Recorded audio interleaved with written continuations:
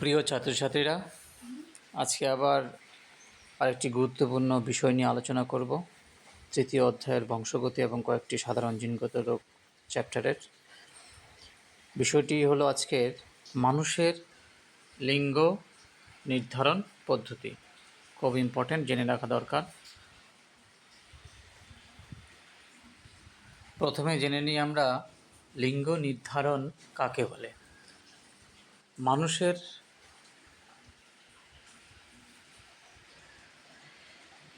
এবার এই লিঙ্গ নির্ধারণের জন্য আমাদের জেনে নিতে হবে আমাদের দেহকোষে কতগুলো ক্রোমোজোম আছে। আমাদের স্বাভাবিক অবস্থায় মানুষের দেহকোষে ডিপ্লয়েড ক্রোমোজোম অর্থাৎ 23 জোড়া বা 46টি ক্রোমোজোম আছে।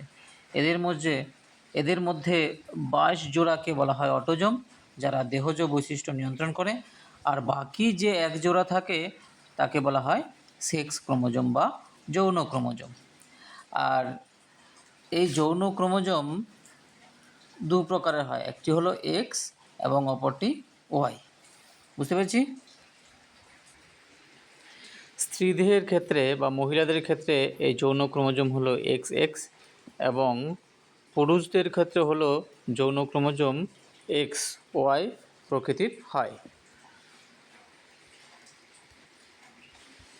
পুরুষদের ক্ষেত্রে যেহেতু দু ধরনের গ্যামেট তৈরি হয়, একটি এবং এক্স অপরটি ওয়াই, তাই এই মানুষের লিঙ্গ নির্ধারণ পদ্ধতিকে হেটেরোগ্যামেটিক মেল পদ্ধতিও বলা হয়।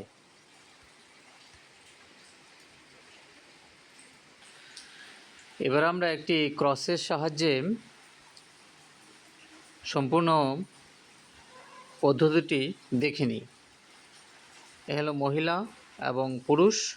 মহিলাদের ক্রোমোজোম সংখ্যা হবে 44A প্লাস XY। এ কথা অর্থ হলো এখানে অটোজোম, তাহলে 44টা থাকবে অটোজোম এবং এক জোড়া থাকবে সেক্স ক্রোমোজোম। তাহলে ডিপ্লয়েড ক্রোমোজোম কত হলো? 2n = 46।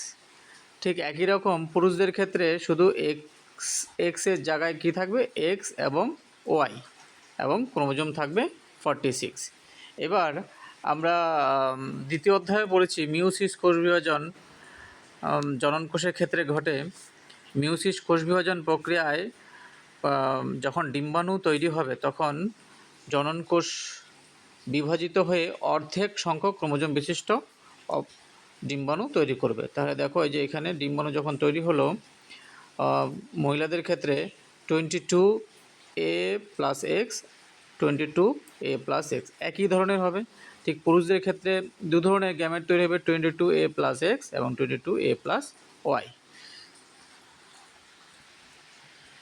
এবার দেখো, এই ডিম্বাণুর সাথে যদি পুরুষদের এই শুক্রাণু মিলিত হয় তাহলে কি হবে? 44A প্লাস XY কী হবে? সেটা কন্যা সন্তান, কারণ দুটোই কি থাকছে?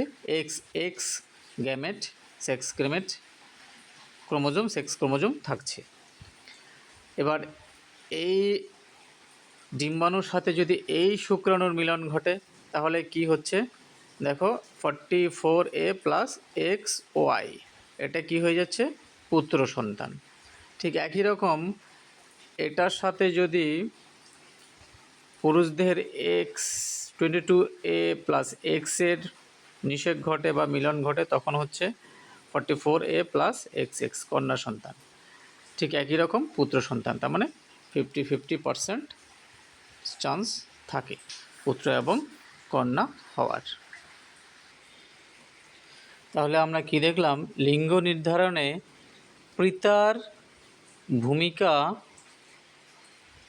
ভূমিকাই প্রধান, কারণ পিতার সন্তানটি কন্যা হবে না পুত্র হবে সেটা ঠিক করে কিন্তু পিতার এই ওয়াই ক্রোমোজোম। কারণ মহিলাদের ক্ষেত্রে তো শুধু এক্স এক্স আছে, সেক্ষেত্রে দুটোই কন্যা সন্তানের জন্য দায়ী। তাহলে এই ওয়াই ক্রোমোজোম যখন পিতার দেহ থেকে কোনো এক্স ক্রোমোজোমকে নিষিক্ত করবে তখনই কিন্তু একমাত্র পুত্র সন্তান হওয়া আবশ্যিক বা সম্ভাবনা, এবং হবেও। তাই লিঙ্গ নির্ধারণে পিতার ভূমিকাই হলো গুরুত্বপূর্ণ। ঠিক আছে, তাহলে আজ এই পর্যন্তই। যদি ভিডিওটি ভালো লাগে বন্ধুদের মধ্যে অবশ্যই শেয়ার করবে, তাদেরকেও জানার সুযোগ করে দিবে, এবং যারা আমার চ্যানেল নতুন আছো তারা চ্যানেলটা অবশ্যই সাবস্ক্রাইব করে দিও। Tata, bye bye.